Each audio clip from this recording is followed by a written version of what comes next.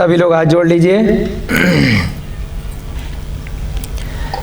जय बोले महावीर भगवान की, जय बोले अनंता अनंत सिद्ध परमेष्ठी भगवानों की, जय बोले आचार्य भगवान श्रीमद् भट्टारक श्री शुभ चंद्र जी महाराज की, जय बोलिए श्री पांडव पुराण नामक ग्रंथ की, महाभारत के प्रेरणादायी प्रसंग की, युधिष्ठिर भीम अर्जुन इत्यादि सभी मोक्षगामी केवली भगवानों की, इस ग्रंथ के अनुवादकर्ता पंडित नंदलाल जी विशारद जी की, इस युग के प्रथमाचार्य श्री चारित्र चक्रवर्ती आचार्य भगवान श्री शांति सागर जी महान मुनिराज की, आचार्य भगवान समाधि ग्रस्त श्री विद्यानंद जी महाराज की, आचार्य भगवान श्री विमल सागर जी महाराज की, आचार्य भगवान श्री विद्यासागर जी महाराज की, आचार्य भगवान श्री विराग सागर जी महाराज की, आचार्य भगवान श्री वर्धमान सागर जी महाराज की, आचार्य भगवान श्री विशुद्ध सागर जी महाराज की, आचार्य भगवान श्री श्रुत सागर जी महाराज की, आचार्य भगवान श्री प्रमुख सागर जी महाराज की, तीर्थंकर लेणी में विराजमान मुनिद्वय श्री दुर्लभ सागर जी एवं संतान सागर जी महाराज की, मुनि श्री प्रणम्य सागर जी महाराज की, शिक्षा गुरु मुनि श्री अनुमान सागर जी महाराज की,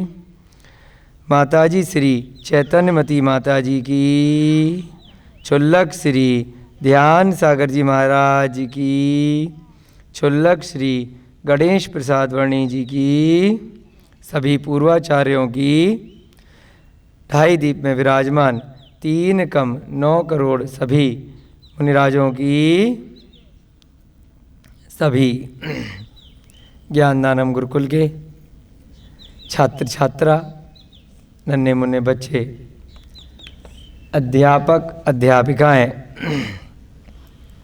अभिभावकगण, औषध दानम केंद्र के चिकित्सक, सभी अन्य बंधुजन, श्रावक श्रेष्ठीजन एवं सभी आगंतुक अतिथि, वीडियो के माध्यम से देख रहे सभी पुण्यशाली बंधु, सभी को सादर जय जिनेन्द्र, जयदु जड़ंदो। हम सभी लोग श्री पांडव पुराण के 8वें अध्याय पर पहुंच चुके हैं। इससे पूर्व के अध्यायों में हम सभी ने विशेष रूप से कुरु वंश का जो पूर्व के काल हैं उनमें जो कुल रहे हैं उनका वर्णन सुना। उसके उपरांत कथा को आगे बढ़ाते हुए श्रीमद् भट्टारक सुबचंद्राचार्य ने शांतिनाथ, कुंथनाथ और अरहनाथ तीर्थंकरों के काल का वर्णन किया। उन्हीं के काल में आगे कालांतर में विष्णु कुमार जैसे मुनिराज हुए, जिनके भ्राता पद्मरथ ने राज्य को संभाला। उनके कुल में आगे बढ़ते बढ़ते कुछ समय उपरांत शांतनु नाम के राजा हुए। उन्हीं के कुल में पाराशर नामक पुत्र से गांगे का जन्म हुआ और दूसरी पत्नी गुणवती से व्यास नाम के जीव का जन्म हुआ, जिसके गर्भ से पांडु, धृतराष्ट्र एवं विदुर नाम के 3 पुत्रों का जन्म हुआ। इधर दूसरा वंश और चल रहा है, हरिवंश, जिस वंश में आगे बढ़ते बढ़ते अंधक वृष्टि नामक जीव के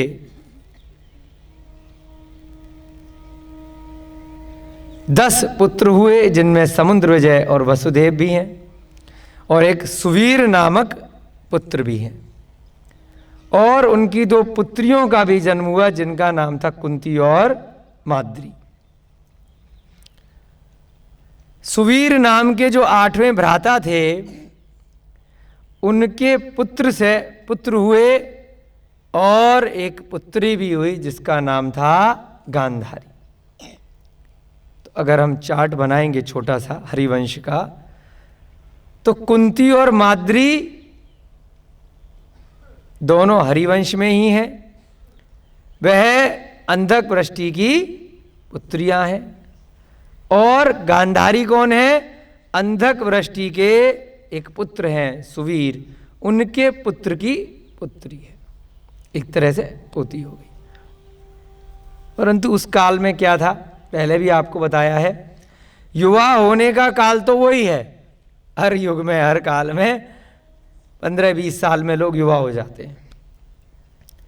9 माह का गर्भ होता है मनुष्य पर्याय में, चाहे कोई सा भी काल चल रहा हो, चतुर्थ काल, पंचम काल, कोई भी चल रहा हो।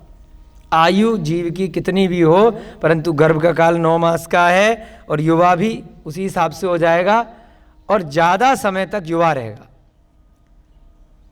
ये नहीं है कि अगर 10,000 साल की आयु है तो 500 वर्ष के बाद बाकी 500 का बूढ़े वरण के लाठी लेकर के चलेगा। जैसे अभी 100 वर्ष की अधिकतम लगभग आयु है, तो 70 के बाद में, 65-70 के बाद में आदमी बूढ़ा हो जाता है। 70% आयु के बाद, ऐसा अंदाजे से लगभग,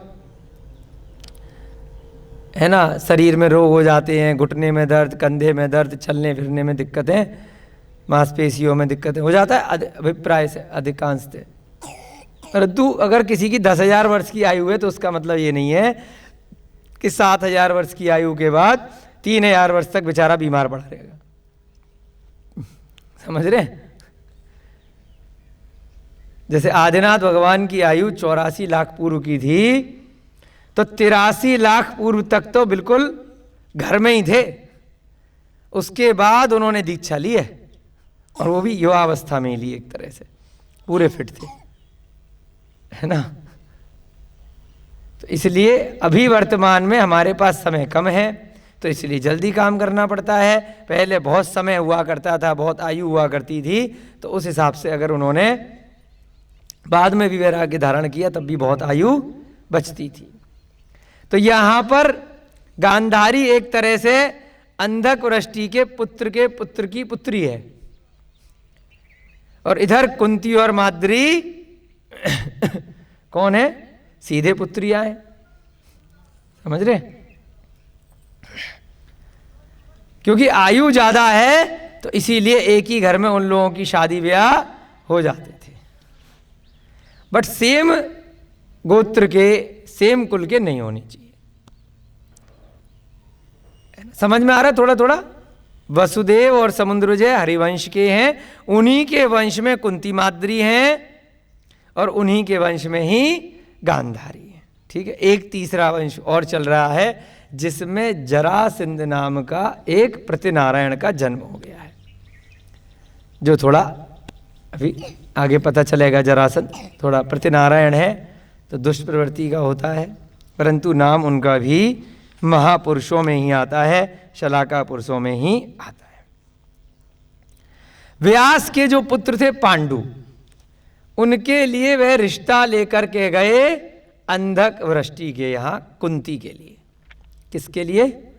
कुंती और माद्री उनकी पुत्री है ना, अंधक वृष्टि की, अभी उसकी शादी नहीं हुई है, तो उसके यहाँ रिश्ता लेकर के गए। लेकिन क्या हुआ कि किसी ने उनके बच्चों को, जो समुद्रजय इत्यादि इतने सारे लड़के थे, उनको भड़का दिया कि जो पांडु है भाई साहब, उसको ना कुष्ठ रोग है, कुष्ठी को अपनी बहन को कैसे देंगे? नहीं देंगे हम। अब चेक करें नहीं करें वो बात की बात है, लेकिन रिश्ता कैंसिल हो गया। पांडु के मन में कुंती का विकल्प आ गया कि शादी करेंगे तो इसी से करेंगे, राजी राजी, नहीं तो गैर राजी। कैसे भी करके अब उसको प्राप्त करने का विकल्प उनके मन में आ गया। कई बार होता है वर्तमान में भी, हम लोग देखते हैं स्कूल कॉलेज में और कार्यालय वगैरह में लोग जॉब वगैरह करते हैं, यहाँ वहाँ घूमते हैं, कहीं ना कहीं काम धंधे से जाते हैं, व्यापार करते हैं। सोशल मीडिया पर भी आजकल बहुत सारे ऐसे रिश्ते बन जाते हैं कि लड़के को कोई लड़की पसंद आ गई है, लड़की को कोई लड़का पसंद आ गया। अब वो अपने पिताजी का नहीं देख रहे हैं, माताजी का नहीं देख रहे हैं कि वो कितने बढ़िया बढ़िया रिश्ते ला सकते हैं, इससे एक बेहतरीन से बेहतरीन, लेकिन नहीं, मुझे तो इस पे दिल आ गया, यही चाहिए। क्योंकि इसने मना कैसे किया, या पिताजी ने मना कैसे किया, या जिसको हमने पसंद किया था या रिश्ता आया था उसके पिताजी ने, उसके घर वालों ने मना कैसे कर दिया, हमें तो वही चाहिए कैसे भी करके। ऐसे आजकल भी हो जाता है, जबकि राजा का पुत्र है, कितने भी रिश्ते आ सकते हैं, लेकिन नहीं, उसने मना कैसे किया, हमें तो वही चाहिए। परेशान रहने लगा, भटकने लगा इधर उधर। कौन? पांडु भाई साहब। एक दिन जंगल में ऐसी परेशान अकेले बैठे, सोच रहे क्या करें क्या करें, कैसे कुंती मिले। ऐसे ही बैठ गए तो देखा कि वहां पर एक मुद्रिका, एक अंगूठी बड़ी अच्छी सी पड़ी हुई है, उसको उठा लिया, देखने लगे। तभी जो अंगूठी का मालिक था वह वहां पर ढूंढता ढूंढता घास फूस में, पेड़ पौधों में कुछ ढूंढ रहा था। उससे पांडु जी ने पूछा कि भाई क्या बात, क्या ढूंढ रहे? उसने बताया कि ऐसे ऐसे हम विजयार्थ पर्वत के एक नगर के विद्याधर हैं और यहाँ पर अपनी पत्नी के साथ में, रानी के साथ आए थे। हमारी एक बड़ी कीमती मुद्रिका है, खो गई, न जाने कहाँ गिर गई, समझ में नहीं आ रहा। तो उनने कहा पांडु जी ने कि जब इतनी कीमती चीज़ है तो ध्यान से क्यों नहीं रखते हो, संभाल के रखने चाहिए, कहीं ये वाली मुद्रिका तो नहीं है तुम्हारी अंगूठी है? उनने कहा हाँ बिल्कुल यही है, आपको कहाँ पे मिली? उसने बताया ऐसे ऐसे यहाँ पड़ी थी, ध्यान से रखा करो। लेकिन ये तो बताओ कि आप जब विद्याधर हो, इतनी आपके पास विद्याएं हैं, तो ऐसा क्या है इस साधारण सी अंगूठी में, इस मुद्रिका में, कि जिसके लिए इतने परेशान हो रहे हो, ऐसी क्या बात है? तो उसने बताया कि बेटा ये साधारण अंगूठी नहीं है, मुद्रिका ऐसी कोई आम नहीं है, इसके अंदर एक मैजिक है, जादू है, विद्या है कि इससे मनचाहा रूप प्राप्त किया जा सकता है, जो भी इच्छित वस्तु है वो प्राप्त हो जाएगी। तो एकदम उसके दिमाग में क्या चल रहा था, पांडु के 24 घंटे कुंती चाहिए, बाकी तो सब है हमारे पास, जो नहीं है उसी की प्राप्ति ही के पीछे ये इंसान लगा रहता है, जो है उसका उपभोग ही नहीं कर पाता है। जो प्राप्त हो गया उसको पर्याप्त नहीं समझता है। कल मुनि द्वय जो तीर्थंकर लेणी में उन्होंने प्रवचनों में ये लाइन बोली थी, बड़ी अच्छी लाइन थी, जो प्राप्त है उसे पर्याप्त समझता ही नहीं है। इंसान की जो एक मनुष्य की फितरत है, भैया जी ने बताया फितरत है, ये भी एक उर्दू का अच्छा शब्द है, प्रवृत्ति है इंसान की, वो यही है कि जो अपर्याप्त है उसके पीछे भाग रहा है, और जो प्राप्त हो गया है उसका उसे होश ही नहीं है। जो उसके पास में है, जो परिवार है, जो धन संपत्ति है, जो इतना सुंदर शरीर है, जो भोग उपभोग की सामग्री मिल रही है, जो भोजन की वस्तुएं इत्यादि सारी सुलभता से प्राप्त हो रही हैं, उसके पीछे उसको ध्यान ही नहीं है। जो नहीं प्राप्त है मुझे वही चाहिए, कभी पद के लिए, कभी प्रतिष्ठा के लिए, कभी धन के लिए, कभी स्त्री के लिए, कभी अपने मकान दुकान इत्यादि, जो भी चारों तरफ वो संसाधन जुटा रहा है। जो मिल चुके हैं उसका उसे होश नहीं है, जो नहीं मिले हैं उसके पीछे दौड़ा दौड़ा दौड़ा दौड़ा दौड़ा दौड़ा जा रहा है। इसीलिए संसार चतुर्गतियों में चल रहा है। तो वहां पर भी उसी की पर्याय ऐसी है पांडु की, जो नहीं मिली है उसी के पीछे परेशान है। तुरंत उससे मांग लिया हाथ जोड़ करके कि आप इतने दयालु हैं, देखो मैंने आपकी अंगूठी ढूंढ करके आपको वापस कर दी। मना भी कर सकता था कि मेरे को नहीं मिली, झूठ भी बोल सकता था, लेकिन नहीं, मैं तो धार्मिक आदमी हूँ, झूठ नहीं बोलता हूँ, अरहंतों को मानने वाला हूँ, सिद्धों को मानने वाला हूँ, आचार्य परमेष्ठी को मानने वाला हूँ, मैं असत्य नहीं बोलता, ये अंगूठी आप रख लो, परंतु आपसे मांग करके लेना चाह रहा हूँ, कुछ दिन के लिए दे दो, मेरा एक काम है वो पूरा हो जाएगा, उसके बाद वापस कर दूंगा। अब बेचारा सोच रहा है कि जब बादल भी बिना मांगे जीवों के लिए बारिश दे देते हैं, और बादल क्या है, पुद्गल है, अचेतन है, उसमें तो आत्मा भी नहीं है, और मेरे अंदर विद्याधर के अंदर तो आत्मा है, और ये बेचारे ने मेरे लिए भलाई किया है, मेरी खोई हुई वस्तु को लौटाया है, थोड़े दिन के लिए इसमें से कुछ कमीशन मांग रहा है तो दे देते हैं। वैसे भी कोई चीज़ मिल जाती है तो हम लोग क्या करते हैं, इनाम रखते हैं कि ये मेरा चीज़ मिल गई तो मैं इतना इनाम दूंगा, है ना, तो 1%, 2%, 5% दे देते हैं। तो चलो 1 हफ्ते, 15 दिन, 1 महीने के लिए दे देते हैं, क्या दिक्कत है, बाद में वापस कर देगा हमें बुला करके, कोई बात नहीं, ठीक है, रख ले बेटा। तुरंत उसने क्या किया, उस अंगूठी से उसको अंगूठी को अपनी उंगली में पहना, जिससे कि कहीं दोबारा से खो नहीं जाए, किसी की मांगी हुई चीज़ है, अमानत है, खोनी नहीं चाहिए। और उसके बाद कहाँ पहुँच गया, फटाफट से उड़ करके चंपा नगरी में पहुँच गया, जहाँ पे कुंती रहती थी। वहाँ जा कर के अपना रूप अदृश्य का बनाया और उसके महल में मिस्टर इंडिया की तरह घुस गया, गायब हो करके। वहाँ पर अनुमान से जान लिया कि कुंती का रूम कौन सा होना चाहिए, उसके कमरे में प्रवेश कर गया। बहुत देर तक ऐसे अदृश्य रहा, उसके हाव भाव देखता रहा, पागल और हो गया, पहले ही पागल था और पागल हो गया। पागल का मतलब प्रेम में व्यक्ति मदोन्मत्त हो जाता है, उसे सही क्या है गलत क्या है इसका आभास नहीं रहता है। जैसा व्यक्ति शराब के नशे में होता है, ऐसा ही प्रेम के नशे में हो जाता है, ऐसा ही हाल उसका हो गया। उचित अनुचित का भेद ज्ञान नहीं रहा, धर्म अधर्म का उसको नीति नहीं रही। कुंती के सामने अपने असली रूप में प्रकट हो गया। कुंती भी उसको देख करके, क्योंकि उसने अब इतना अच्छा रूप बना लिया अपना उस अंगूठी से, कुंती भी उसको देख करके मोहित सम्मोहित हो गई, उसको कामदेव समझने लगी कि ये चंद्रमा के देव आ गए, कि साक्षात इंद्र आ गए, और इतने पहरे के साथ इतने बड़े राजमहल में अंधेरे के वक्त इनको किसी ने रोका क्यों नहीं। इतनी दास दासियाँ, इतने सैनिक सब यहाँ पर सुरक्षा के लिए हैं, ये आए कैसे, अवश्य है कोई देव है और इनको मुझसे कुछ काम है, तो इसलिए ये आए हैं। तो उसने उनसे पूछ लिया कि आप किस काम से मेरे पास आए हैं। तो अब उसने, पांडु ने बताना शुरू किया कि मैं कौन हूँ ये आपको बताता हूँ, परंतु इससे पहले मेरे बारे में आपने पहले अगर किसी से सुन रखा है, कोई शंका कर रखी है, तो थोड़ी देर के लिए उसको भूल जाओ, क्योंकि उसे मालूम है कि जब हमारा विवाह का प्रस्ताव इसके पास गया था, तो इसको भी पता चला होगा कि भाई मेरे को कुष्ठ रोग है, ऐसा किसी ने बता दिया है ना। तो मेरे बारे में अगर कुछ सुन रखा है, पहले उसको आप शंका रहित हो जाओ, फिर मैं आपको अपना परिचय देता हूँ। अब आज पांडु भाई साहब अपना परिचय कुंती को देने जा रहे हैं, अपने तरीके से थोड़ा सा घुमा फिरा करके। देखते हैं क्या बताएंगे, हम लोग ध्यान से सुनेंगे, सभी लोग हाथ जोड़ेंगे।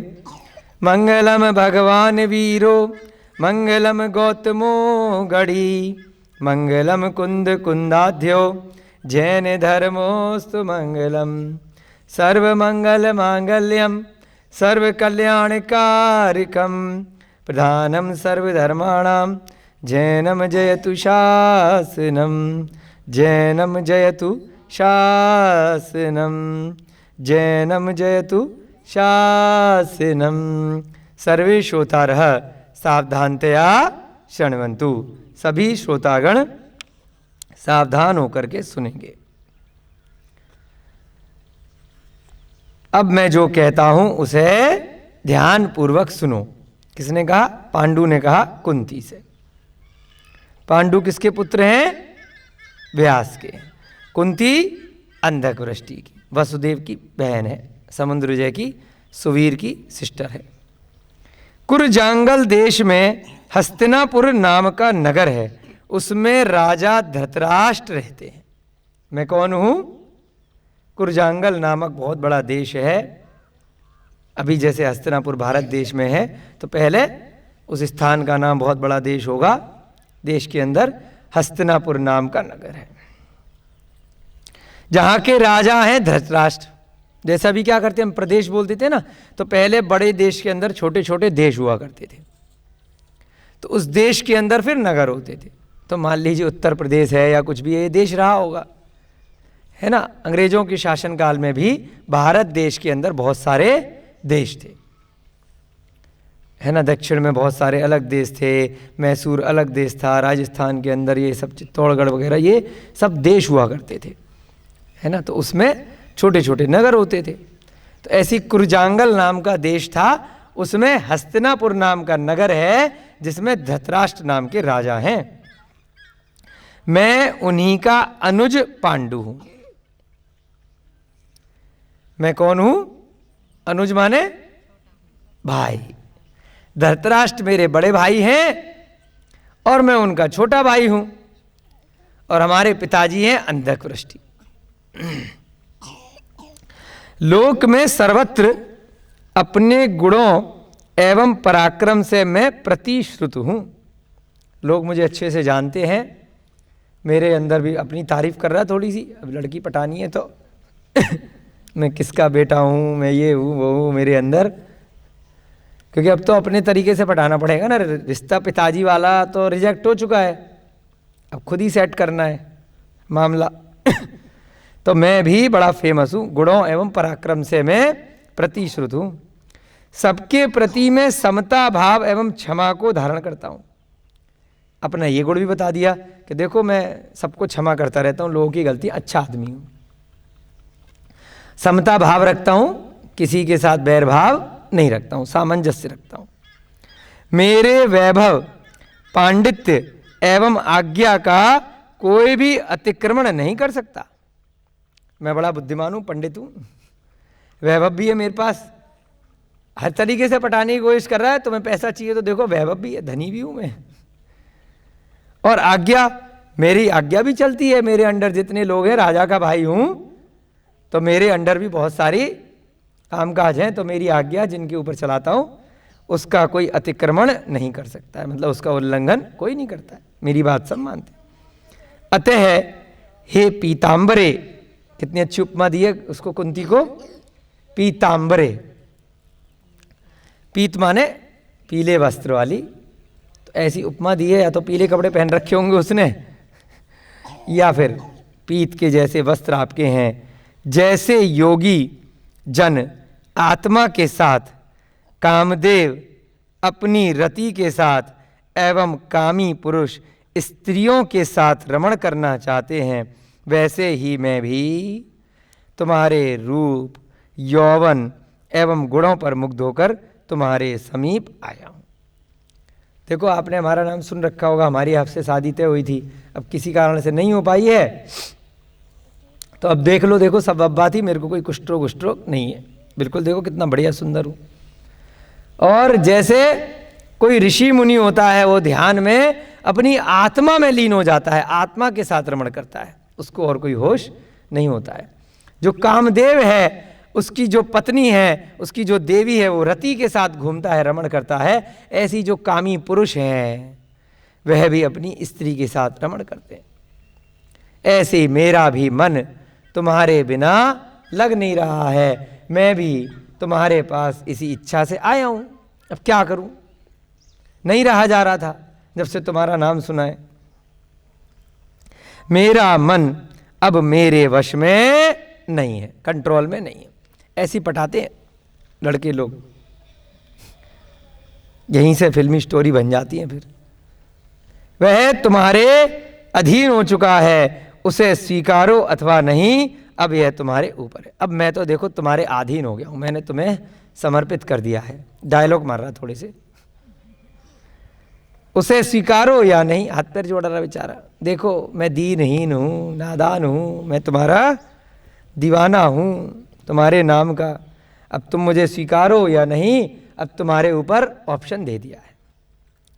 पांडु की आत्मकथा को सुनकर उसका परिचय सुन लिया, अच्छा तुम हो, ऐसी बात।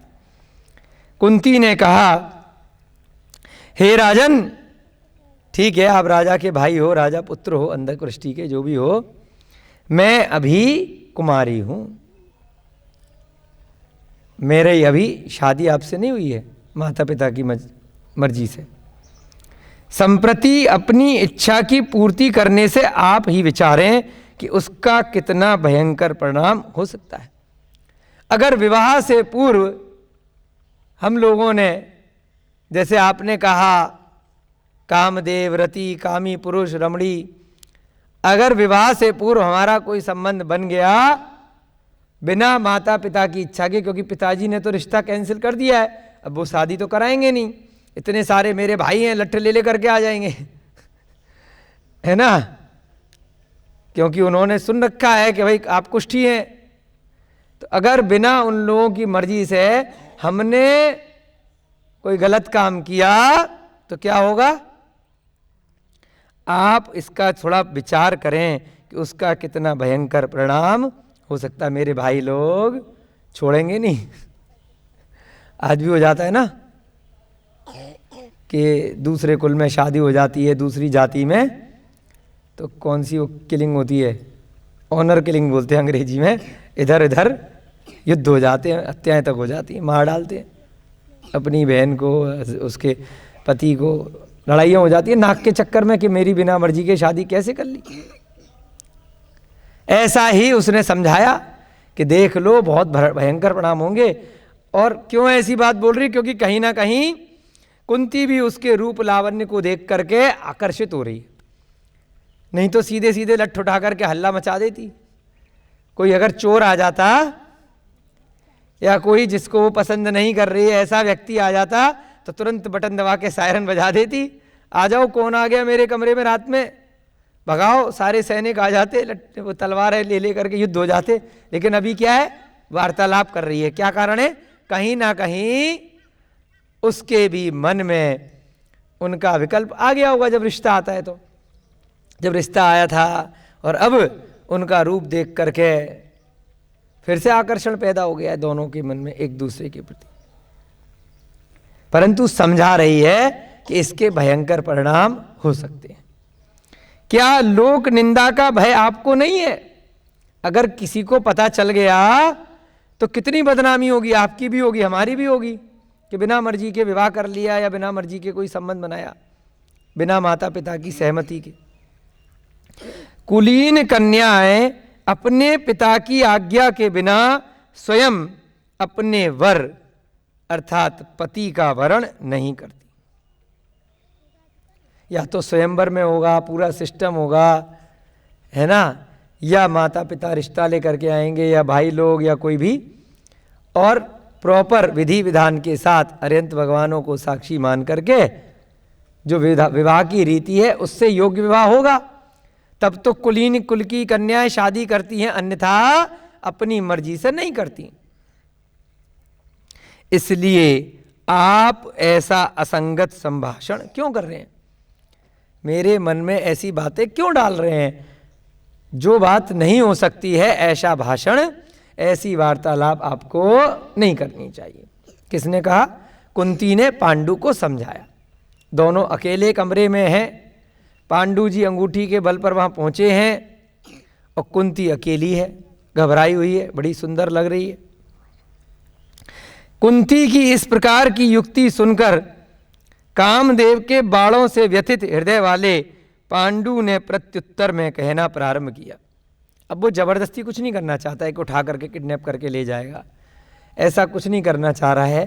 पहले साम दान दंड भेद लगा रहा है कि पहले बातों से ही जीत जाए, बातों से ही इसका मन को आकर्षण कर ले और अपना बना ले, ऐसी कोशिश कर रहा है। जब सीधे सीधे बोला तो मना कर दिया कुंती ने, तो अब दूसरी बात बोल रहा है। संवाद चल रहे हैं दोनों के।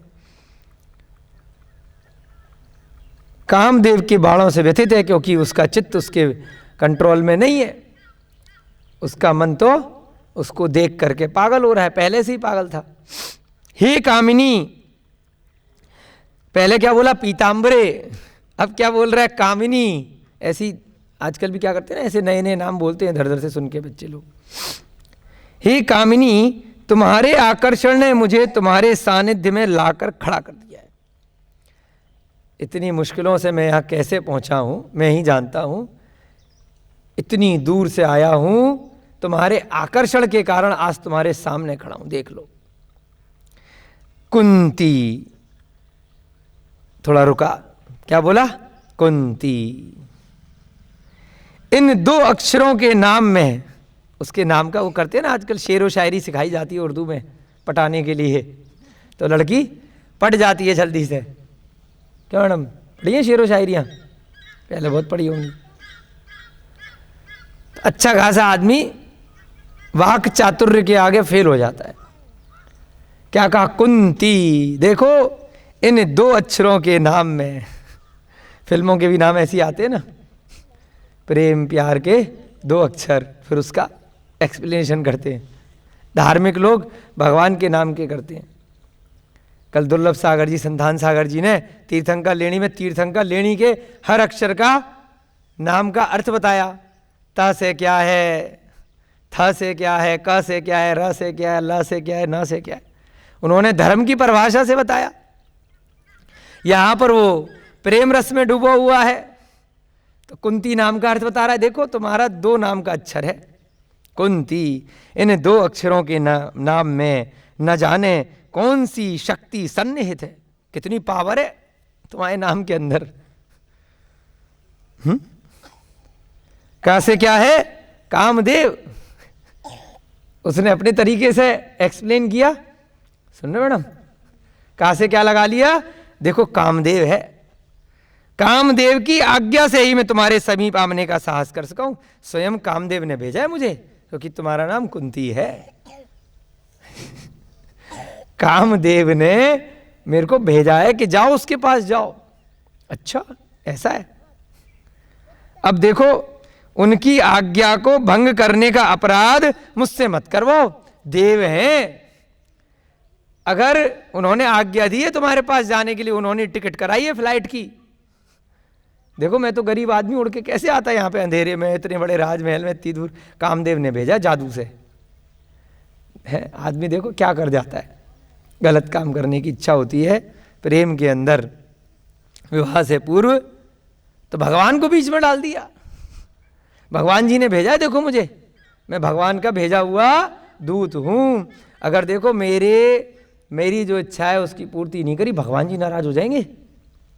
है ना? ऐसी करते हैं कुछ बाबा लोग, जो ठग करते हैं, सम्मोहित करते हैं कि देखो मैं स्वयं भगवान हूँ, मैं तो भगवान का भेजा हुआ दूत हूँ, मेरे पास एक किताब है वो भगवान ने दी है ना? यह जो आश्रम भगवान ने स्वयं बनाया है, मैं खुद ही स्वयंभू भगवान हूँ, मैं ही भगवान हूँ देखो। और मेरी अब ये इच्छा कर रही है, और तुमने अगर ये इच्छा की पूर्ति नहीं करी तो देखो कितना डर हो जाएगा। डरा देते। तो कई बार अच्छे खासे लोग फिसल जाते हैं उस डर से, देव देवियों के चक्कर में, भूतों के चक्कर में। अरे भूत है इसके अंदर, तो इसकी इच्छा नहीं पूरी करी तो गड़बड़ हो जाएगा। अरे भाई साहब, अब उसने क्या कहा? कामदेव ने सीधे भेजा है मुझे, आज्ञा दिए कि जाओ कुंती के साथ ऐसे ऐसे करो। अच्छा, अब उनकी आज्ञा का अगर भंग करूंगा और तुम्हारी वजह से होगा तो तुम देख लो तुम्हारा क्या वो करेंगे। ऐसा अपराध मुझसे ना करवाओ। अपनी, अब और डरा रहा है जब कुंती चुपचाप खड़ी है, अपनी आज्ञा को भंग होते देखकर कामदेव मुझे प्राण दंड तक दे सकते हैं। देखो, तुमने मना कर दिया, अब मैं वापस जाऊंगा, कहूंगा कुंती ने मेरी बात नहीं मानी, उन्होंने भेजा था मुझे कुंती के पास, तो मुझे क्या करेंगे? सुनो मैडम, मुझे मार डालेंगे। अब देखो, तुम्हारी वजह से मैं मर जाऊंगा बेचारा, गलत बात है। कैसे अपने वाक चातुर्य में उस बेचारी स्त्री को मूर्ख बना रहा है। कौन? पांडु। कमाल है। राजा का बेटा है, पिछले भव में कितने अच्छे कर्म किए होंगे, लेकिन अब गलत काम करने के लिए झूठ बोल रहा है, असत्य बोल रहा है कि कामदेव के पास में अगर बिना तुम्हें लिए जाऊंगा, खाली हाथ जाऊंगा तो क्या होगा, मुझे प्राणदंड मिल जाएगा। जिस प्रकार उन्मत्त हस्ती अंकुश की परवाह नहीं करता। अंकुश क्या होता है? एक कील होती है ऐसी लंबी सी, डंडा भाला सा होता है, भाले के अंदर एक नुकीली कील होती है। तो हाथी को कंट्रोल करने के लिए जो महावत होता है वो बार बार उसको नीचे से चुभाता है, और ऐसे स्थान पर चुभाता है जो बहुत कोमल स्थान होता है उसके पेट के नीचे का, जिससे बहुत उसको चुभन होती है। इतने बड़े हाथी को एक पतला सा आदमी कैसे कंट्रोल कर लेता है? उस छोटे से कील के माध्यम से, हथियार के माध्यम से, कि फिर उससे चाहे वो डांस कराए सर्कस में, चाहे मंदिर में ले जाके माला चढ़वाए, या एक टांग से फुटबॉल खिलवाए, या फिर राजा महाराजाओं के समय में उस पर बिठा करके युद्ध लड़वाएं, उसके ऊपर पेंटिंग करें, कुछ भी करें। तो किसका कमाल होता है? अंकुश का, क्योंकि नहीं करेगा चुबा देंगे। बार बार उस बेचारे को डर लगा रहता है। तो इतना बड़ा हाथी अंकुश से कंट्रोल में आ जाता है। लेकिन कुछ हाथी ऐसे होते हैं जो बदमाश हो जाते हैं, मदोन्मत्त, पागल हो जाते हैं, परेशान हो जाते हैं कि रोज रोज मार रहा है और खाने को टाइम पे दे नहीं रहा है, इतना तंग कर रहा है, रस्सियों से बांध के रखा हुआ है, जंजीरों से बांध करके रखा हुआ है, कंट्रोल में करके रखा हुआ है। तो कई बार हाथी बदमाश हो जाते हैं, कंट्रोल में नहीं आते। तो क्या करते हैं फिर? अंकुश की परवाह नहीं करते। तो ऐसे ही यहां पर उदाहरण दिया है आचार्य महाराज ने कि ये कामदेव के बाण के कारण, कामदेव कोई ऐसे दिखने वाले देव नहीं है कि वो आज्ञा से भेजें कि जा बेटा शादी कर ले, या पकड़ के ले आ, उसको उठा करके ले आ, गलत काम कर। तो ये तो लोगों ने जबरदस्ती एक मन से बना दिया है। काम बाण, जो पर स्त्री रमण की इच्छा, पर पुरुष की इच्छा, काम बाण है, मन के अंदर के विकार हैं, पंच इंद्रिय की विषय वासनाएं हैं, उन्हीं को एक रूप दे दिया कामदेव। जैसे कि मदोन्मत्त हाथी अंकुश की परवाह नहीं करता है, ऐसी काम के बाणों से जो प्रेम के कारण पागल हो गया है, मदोन्मत्त हो गया है, उसी प्रकार वह कामी पुरुष भी लोक लाज, धर्म, सदाचार एवं शास्त्र ज्ञान को परे रख देता है। खूब ग्रंथों को स्वाध्याय घर में सुना होगा। जब इतने बड़े राजा का बेटा है, स्वयं के भाई समुद्र जैसे हैं, वसुदेव जैसे हैं, इतने प्रकांड विद्वान हैं, उनके कुल में तीर्थंकर आने वाले हैं, नारायण आने वाले हैं, है ना? ऐसे नहीं, वो तो दूसरे का कुल है, इधर पांडवों का कुल। पांडवों के कुल में पहले तीर्थंकर रह चुके हैं, तीन तीर्थंकर अभी अभी रहे, शांतिनाथ, कुंथनाथ, अरयनाथ। उनके कुल में इतने बड़े राजा शांतनु, पाराशर, व्यास, ऐसे पिताजी, तो शास्त्रों का ज्ञान तो उसे भी रहा होगा कि सही क्या है गलत क्या है। उसको भी गुरुकुल में किसी विद्वान योग्य ऋषि के पास पढ़ने के लिए भेजा गया होगा, तभी तो युवा हुआ होगा, तभी तो सारा शस्त्र ज्ञान, शास्त्र ज्ञान सब सीखा होगा। परंतु उस काम के बाण के कारण क्या हुआ?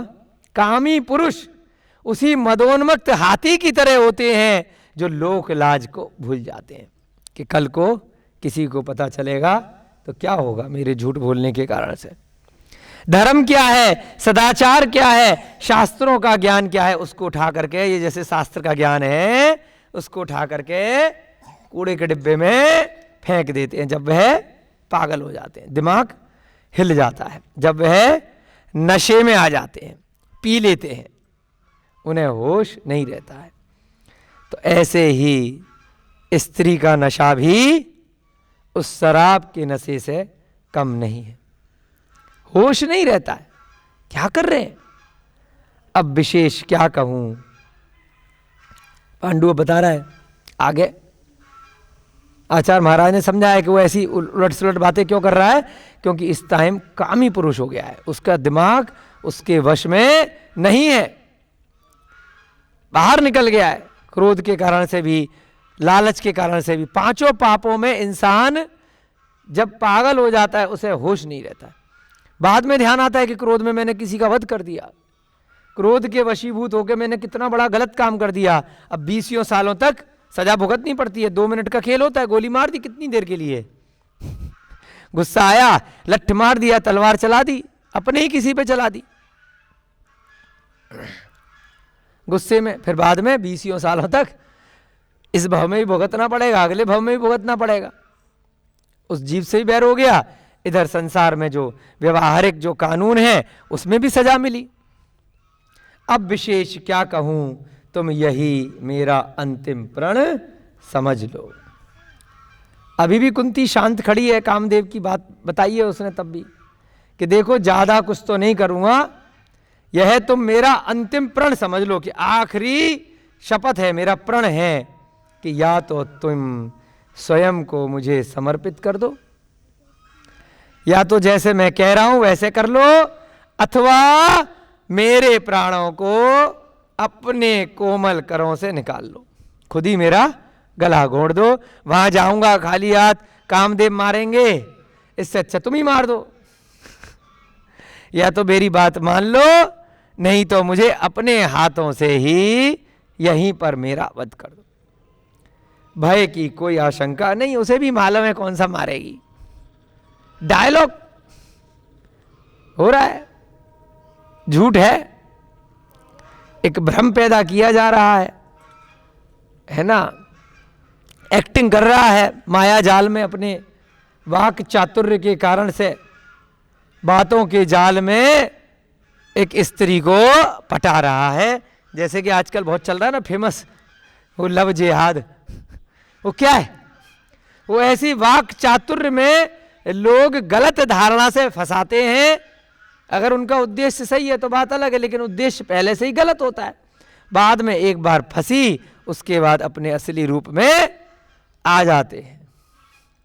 तो स्त्री बेचारी बचपना होता है, उसे समाज का इतना उसको पढ़ाया, धर्म ग्रंथों का ज्ञान तो होता नहीं है कि कैसे किस किस काल में ऐसे कामी पुरुषों ने गलत कार्य किए हैं, वो फंस जाती है उसमें। उस स्त्री की तो कोई गलती है नहीं, अगर देखा जाए तो उसकी गलती बस इतनी है कि उसको अनुभव की कमी है।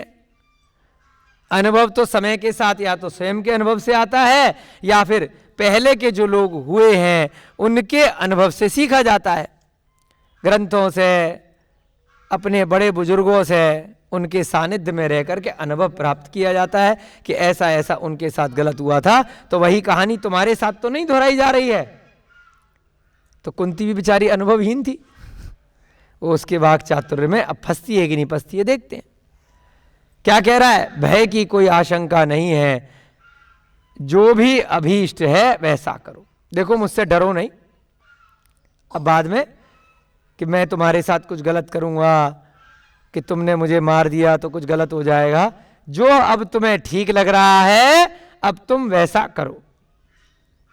यदि तुम मेरे वध का पाप अपने ऊपर नहीं लेना चाहती हो, कि देखो दोनों तरीके से अब तुम फंसोगी, या तो तुम्हें अपने हाथों से मारना है तब भी तुम्हें पाप पड़ेगा मेरी हत्या का, और मैं खाली हाथ चला जाऊंगा तो कामदेव मुझे मार देंगे वहां ऊपर जा करके, तो तब भी पाप तो तुम्हें ही लगेगा, क्योंकि तुमको बड़ा दुख होगा बाद में कि तुम्हारी वजह से मैं मारा गया।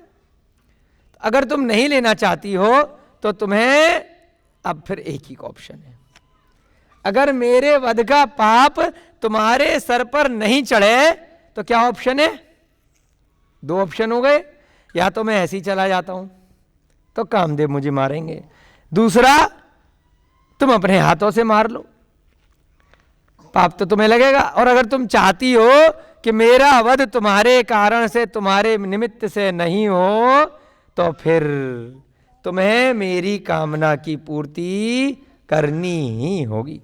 अब तीसरा ऑप्शन क्या दे दिया, या तो मुझे मारो, नहीं तो जैसा मैं कहता हूं वैसा करो।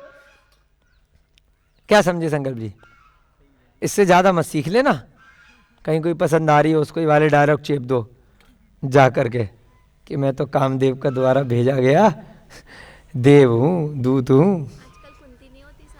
कुंती नहीं होती, जड़ेगी बढ़ेगी कुछ नहीं, कुंती तो सेट हो जाती हैं आजकल, पहले ही तैयार बैठी रहती हैं, क्या दिक्कत है? हाँ, इतनी फिल्मी स्टोरियाँ देख देख करके, इतने गाने सुन सुन करके, है ना, काल बड़ा खराब हो गया है। पुरुष भी खराब हो गए, स्त्री भी ऐसी हो गई है, चल रहा है सब। इसीलिए पंचम काल है, क्या करें। कामी को योग्य अयोग्य, सत असत, पाप पुण्य आदि का विचार नहीं रह जाता। पहले क्या कहा था? लोक लाज, धर्म, सदाचार, शास्त्र ज्ञान को साइड में रख देता है। अब जो कामी व्यक्ति है उसको योग्य क्या है, अयोग्य क्या है, माने सही क्या है, गलत क्या है, इसका भान नहीं है। सत्य असत, क्या सही है क्या असत है, उसका ज्ञान नहीं है। पाप पुण्य, किस काम को करने से पाप लगेगा और किस कार्य को करने से पुण्य लगेगा, इसका विचार नहीं रह जाता है। किसको? कामी पुरुष को। वह नेत्रों के रहते हुए भी क्या हो जाता है? दृष्टि। आंख है, इंद्रियां हैं, लेकिन करते ना ऐसे एक्टिंग, दिखाई नहीं दे रहा क्या? होश ही नहीं है, कहाँ सोच रहे? मुंह खोल करके, आंखें खोल करके पागलों की तरह सोच रहे हैं। तो नेत्र होते हुए भी उसका उपयोग नहीं लगा रहा है, क्योंकि मन कहीं और है, इंद्रियों के वश में उसका मन नहीं है। विद्वान पांडु की भी इस समय यही दशा हो रही थी। नेत्र होते हुए भी नेत्रहीन हो गया, अंधा हो गया। इतना विद्वान है, धृतराष्ट्र का भाई है, विदुर का भाई है, व्यास का पुत्र है, लेकिन अंधा हो गया है, पागल हो गया है। कुछ क्षण मौन रहने के पश्चात, अभी कुंती सुन रही है, सोच रही है, विचार कर रही है, क्या करूं, ये सच बोल रहा है क्या, झूठ बोल रहा है क्या, कंफ्यूजन में है।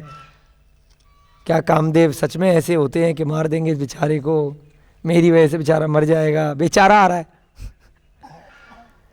कुछ क्षण मौन रहने के पश्चात वह पुनः कुंती को संबोधित करके कहने लगा। अब फिर से संबोधित किया, उसकी चुप्पी देखी तो कुछ बोल ही नहीं रही है, क्या करे बेचारी। हे देवी, तुम तो अत्यंत दयालु हो, है। अब फिर से सेट करने में लग गया है। ऐसे ही करते हैं लोग घंटे। आजकल तो मोबाइल पे क्या हो गया है ना कि नाइट टॉकिंग फ्री होती है, नहीं अब तो 24 घंटे फ्री हो गई है। पहले 10 साल पहले क्या करते थे कंपनी वाले कि दिन भर तो पैसे लगाएंगे और रात में स्कीम दे देंगे कि रात भर पटाओ, है ना, फ्री में अपना रात भर की स्कीम चलती रहेगी, सुबह दिन भर सो फिर आराम से।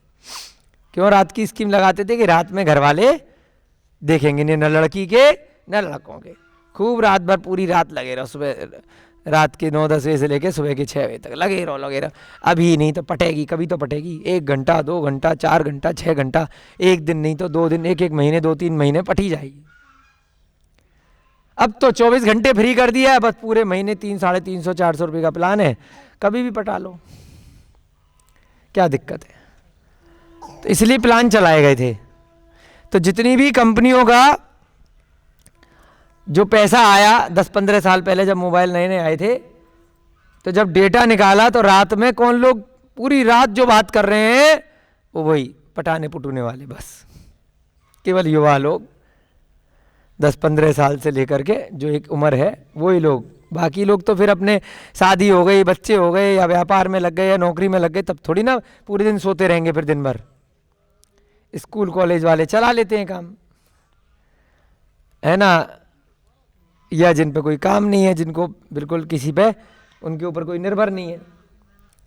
तो अब ऐसे ही अब दोबारा से पटाना शुरू किया। कुछ क्षण मौन रहने के पश्चात वह पुनः कुंती को संबोधित करके कहने लगा, हे देवी, तुम तो अत्यंत दयालु हो, क्या बात हो गई, फिर व्यर्थ में विलंब करके मुझे क्यों व्यग्र कर रही हो? अब रहा नहीं जा रहा है, इतनी देर हो गई, तुम तो देवी हो, दयालु हो, क्यों लेट कर रही हो? मुझे वापस भी जाना है भाई, या यहीं रह लूं? अब वो आगे बताएगा। शीघ्र ही अपने मनोगत भावों को प्रकट कर अपनी स्वीकृति प्रदान करो। मन में क्या चल रहा है बताओ, तुम्हारी हाँ है या ना है, फिर उस हिसाब से आगे डिसीजन लिया जाए। याचक की प्रार्थना को अस्वीकृत कर देना क्या तुम उचित समझती हो? मैं याचक हूं, मैं तो भिखारी हूं, मैं तुम्हारे सामने दोनों हाथ जोड़ करके प्रार्थना कर रहा हूं, उसको तुम अस्वीकृत कर दोगी तो क्या यह उचित होगा? जो याचक की आशा का विचार नहीं करता है वह संसार की दृष्टि में हे समझा जाता है। समझी बात को?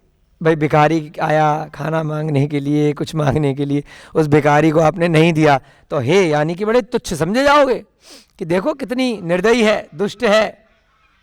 एक बेचारा आया था पांडु नाम का, उसको दुखी से दुखी करके भेज दिया, हे समझे जाओगे।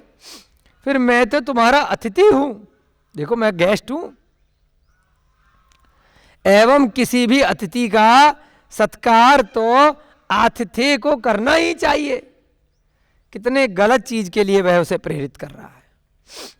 उस बेचारी कुंती का कोई दोष नहीं है, फंस गई है उसके माया जाल में कि मैं तो तुम्हारा अतिथि हूं, याचक भी हूं, और वो कुछ मांग रहा है तो उसको वो चीज देनी चाहिए। देखो विलंब ना करो, कामदेव ने अति तीक्ष्णता से अपने शरों का मुझ पर संघात किया है। कामदेव ने ऑर्डर दे करके भेजा है कि काम पूरा करके आना है, अगर पूरा करके नहीं आए तो ठाए काम कर देंगे मेरा तुरंत वहां पहुंचते ही। बहुत ही तीक्ष्णता से अपने शरों का मुझ पर संघात किया है, मुझे ऑर्डर दिया है। मेरा समस्त गात काम के ताप से कंपित हो रहा है, मेरा सारा शरीर कांप रहा है उस काम बाण के कारण से, मेरे से रहा नहीं जा रहा अब तुम्हें देख करके। लोगों ने सत्य ही कहा है कि लज्जा, कीर्ति, भय, विवेक एवं वंश मर्यादा का ध्यान उसी वक्त तक रहता है जब तक कि काम की व्यथा पीड़ित नहीं कर डालती है। रावण भी बहुत बड़ा विद्वान था कि नहीं था? सब जानते हैं, अन्यमति भी जानते हैं, जैन धर्म के लोग भी जानते हैं। फिर भी सीता का हरण क्यों कर लिया? इसी कामबाण के कारण। लोग कितना बड़ा विद्वान, विद्याधरों का राजा, पृथ्वीनारायण 3 खंड का राजा, नहीं रहा गया उसको देख करके, जबकि जंगल में घूम रही थी वो तो बेचारी, तब भी व्यथित हो गया। ऐसे ही कई बार आता है कि जो लोग गलत काम कर लेते हैं उनके संस्कार गलत हैं। कहीं ना कहीं काम बाण के कारण से और उनके संस्कारों के कारण से लोक लाज का भय विचारते नहीं कि बाद में इस गलत काम का क्या नतीजा होगा, उससे वह डरते नहीं, इसलिए गलत काम उनसे हो जाता है। तो यहां पर भी यही आचार्य महाराज शुभचंद महाराज ने बताया है उस पांडु के लिए कि सत्य ही कहा गया है कि लज्जा, लज्जा माने शर्म नहीं रहती कि क्या कर रहे हैं, क्या बोल रहे हैं। कीर्ति, इतना बड़ा राजा हूं, मेरा कितना बड़ा कुछ भी यश है। भय, किसी का कोई डर नहीं रहता। विवेक, सही क्या है गलत क्या है इसका भान नहीं रहता। वंश मर्यादा, मैं किस वंश का आया हूं, मेरे पूरे कुल की नाक कट जाएगी, उसकी मर्यादा को भूल जाते हैं लोग। का ध्यान कब तक रहता है?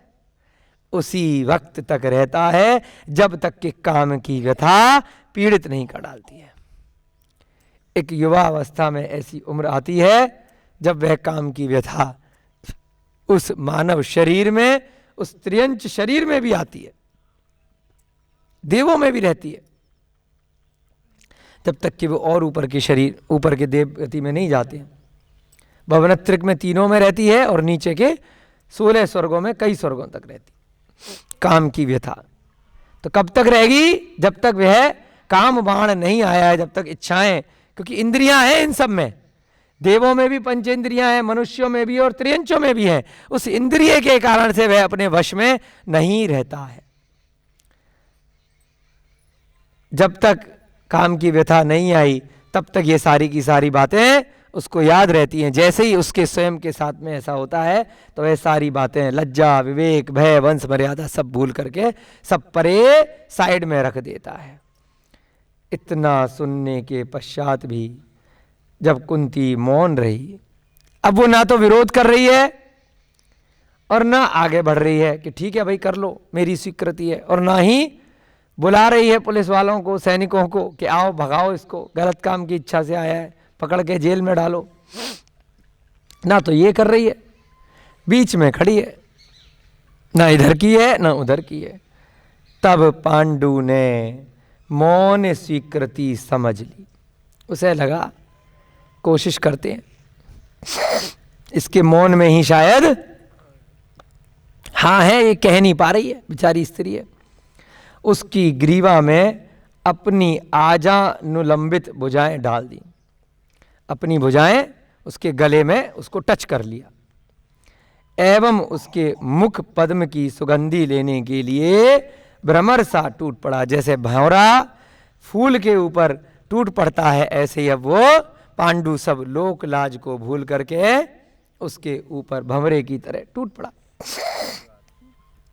अंत में दोनों परस्पर पूर्ण संतुष्ट होकर अत्यंत प्रमुदित हुए।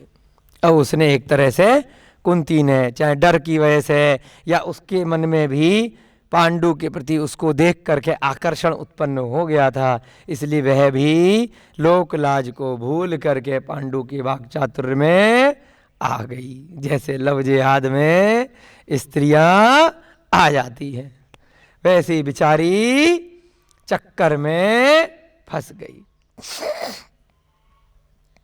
इसी प्रकार अपना अदृश्य रूप धारण कर पांडु बारंबार कुंती के महल में प्रविष्ट होकर निःशंक भाव से काम क्रीड़ा करने लगा। अब एक बार उसने हाँ कर दी तो पांडु क्या करने लगा, बिना शादी के ही अदृश्य बनकर, जब तक उसके पास अंगूठी थी, जितने दिन के लिए उसने ली थी, वो बार बार वहीं आसपास कहीं रहने लग गया होगा या अपने नगर से बार बार उड़ करके आ जाता था उस मुद्रिका के प्रभाव से, और बार बार उसके साथ रमण करने लगा, विवाह से पूर्व ही, बिना किसी को बताए, क्योंकि विवाह तो कैंसिल हो गया था। अब कितने दिन तक चलेगा मामला। संयोगवश एक समय कुंती की धाय ने पांडु को कुंती के साथ पर्यंक पर आसीन देख लिया। धाय क्या होती है, जो सेविकाएं होती हैं राजा महाराजाओं के यहाँ पर। भाई रानियों के पास इतना टाइम नहीं होता है अपने बच्चों को पूरे दिन 24 घंटे देखने का, तो थोड़े बड़े हो जाते हैं तो उनका अलग कमरा, अलग महल दे दिया जाता है, सेविकाएं रख दी जाती हैं। तो कुंती की धाय जो थी, उसकी बचपन से सेविका जो रही, उसने पांडु के साथ पलंग पर, पर्यंक पर देख लिया। कोई आई होगी कमरे में, है ना, कुछ काम करने के लिए, एक ये कौन है, एवं उसके चित्त में संशय उत्पन्न हो गया, हैं ये क्या हुआ। अब है तो वैसे सेविका, लेकिन थोड़ा सा बचपन से देखा होता है, उसकी सेवा करी होती है, तो उसका हक रहता है धाय का, डांटने का। तब उसने कृत्रिम क्रोध से नेत्र रक्तिम कर प्रश्न किया, जबकि राजकुमारी की धाय है, लेकिन क्रोध से बोली। अब कृत्रिम क्रोध इसलिए है क्योंकि ये भी क्रोध कर सकती है, इसको मालूम है कि मैं सेवका ही तो हूं, तो कृत्रिम क्रोध दिखाया, आधा अधूरा क्रोध। नेत्र रक्तिम कर गुस्से में पूछा, प्रश्न किया, हे राजकुमारी, यह पुरुष कौन है, यहां किस लिए आया है, ये कौन आ गया है, मेरी नॉलेज में तो है नहीं, मैं तो इसको जानती नहीं हूं, तुम्हारे कमरे में पर पुरुष कैसे आया।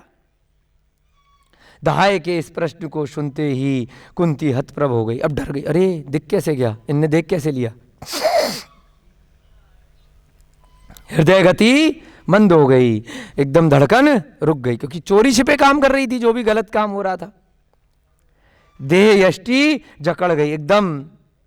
अब बिल्कुल सांप सूंघ गया, सांप सूंघ जाता है ना, ऐसे सूंघते हुए हमने देखा तो नहीं है कभी, एक मुहावरा है, सांप सूंघ गया, डर से एकदम पसीने पसीने हो गई, अंग प्रत्यंग सुन्न हो गए, देह यष्टि जकड़ गई, सारे सुन्न हो गए अंग प्रत्यंग।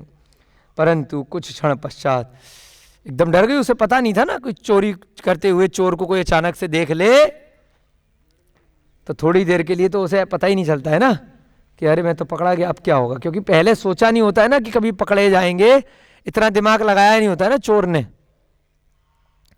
कि कभी पकड़े गए तो इसका बाद में क्या परिणाम हो सकता है। इसने भी नहीं सोचा था कि मेरे कमरे में कौन आ रहा है इस वक्त। अचानक से धाय आ गई, लेट हो गया होगा पांडु जाने में। पांडु को धाय ने देख लिया, अब थोड़ी देर बाद संभाला अपने आप को और इधर उधर से कुछ बातें तो बनाएगी।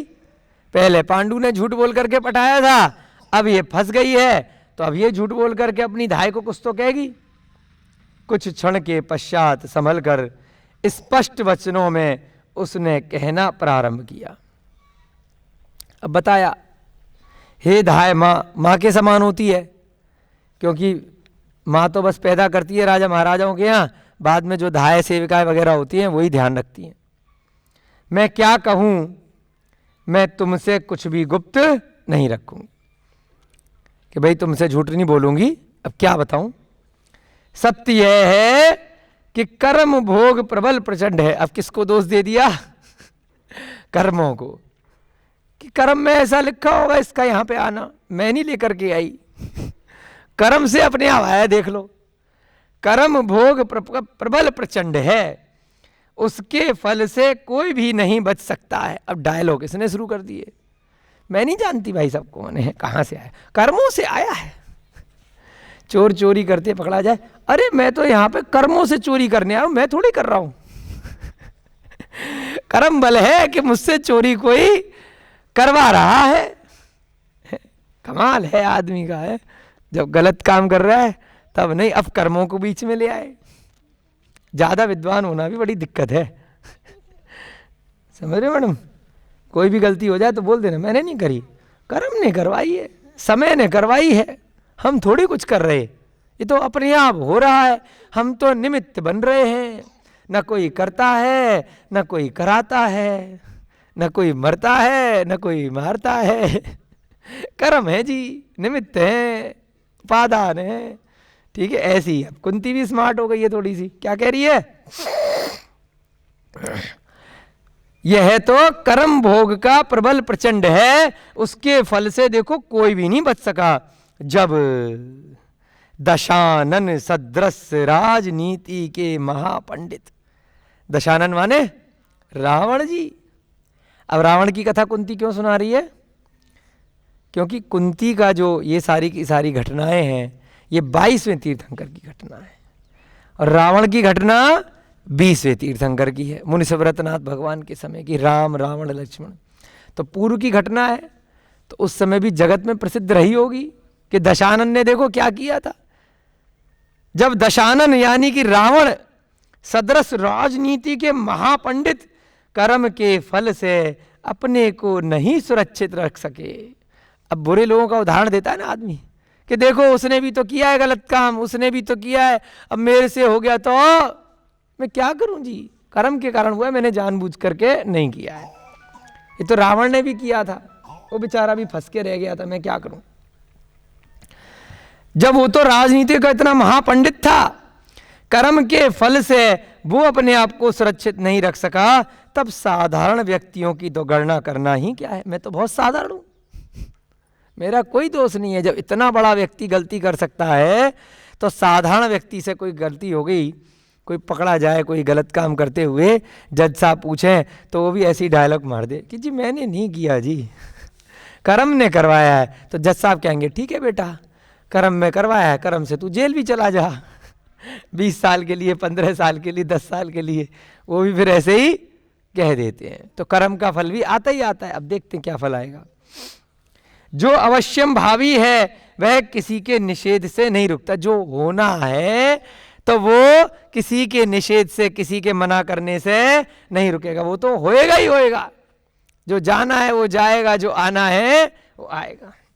कभी कभी इसी के प्रभाव से अप्रत्याशित घटनाएं हो जाया करती हैं।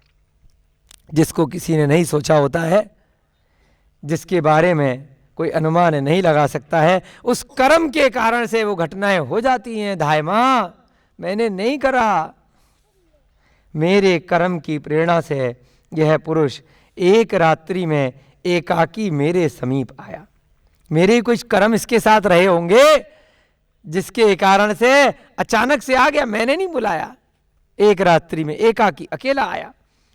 यद्यपि इस पुरुष से मेरा कोई पूर्व संबंध या परिचय नहीं था, मैं नहीं जानती थी इसको पहले से, एवं मेरा चित्त भी चंचल नहीं था।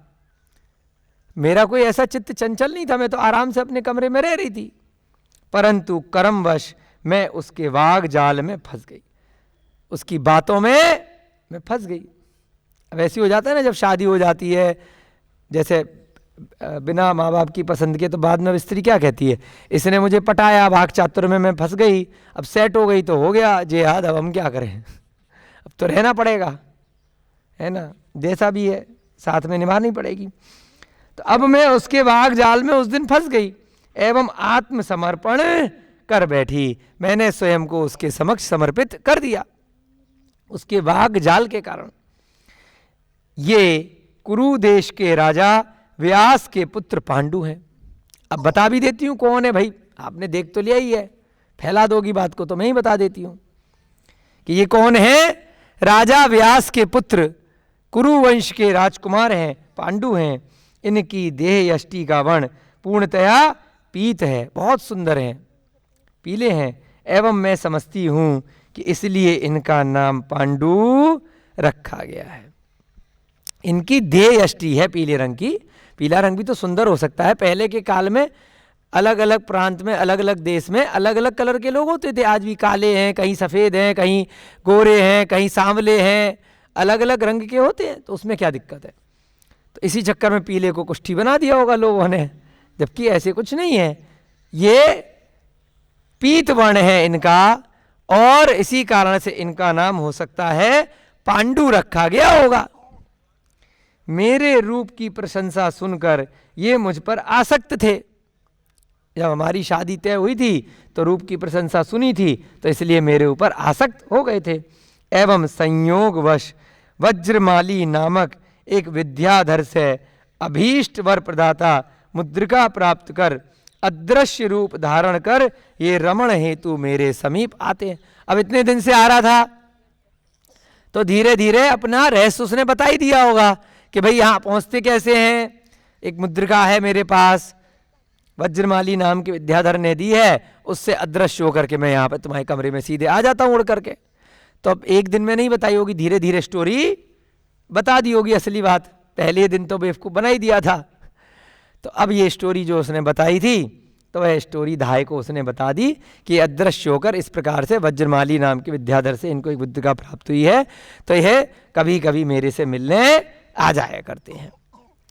इस प्रकार से अब उसकी चोरी पकड़ी गई है। अब धाय माँ को पता चल गई है। अब आगे देखेंगे इसके बाद पांडु का वह क्या हाल करती है या कुंती का क्या होता है।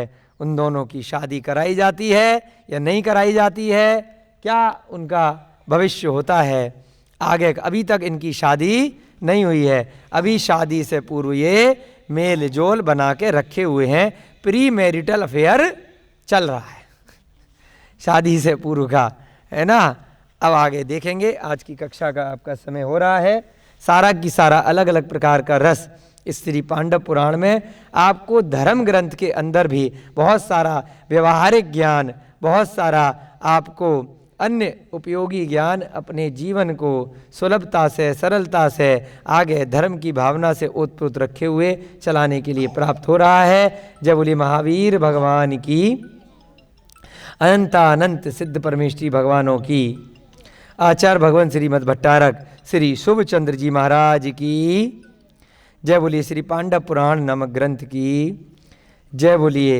इस ग्रंथ में उल्लेखनीय श्री पांडव, युधिष्ठिर, भीम, अर्जुन इत्यादि सभी मोक्षगामी महापुरुषों की, इस युग के प्रथमाचार्य श्री चारित्र चक्रवर्ती आचार्य भगवान श्री शांति सागर जी महान मुनिराज की, तीर्थंकर लेणी में साक्षात विराजमान मुनि द्वय श्री संतान सागर जी एवं दुर्लभ सागर जी महाराज की सभी को सादर जय जनेन्द्र। जय दो जड़न दो।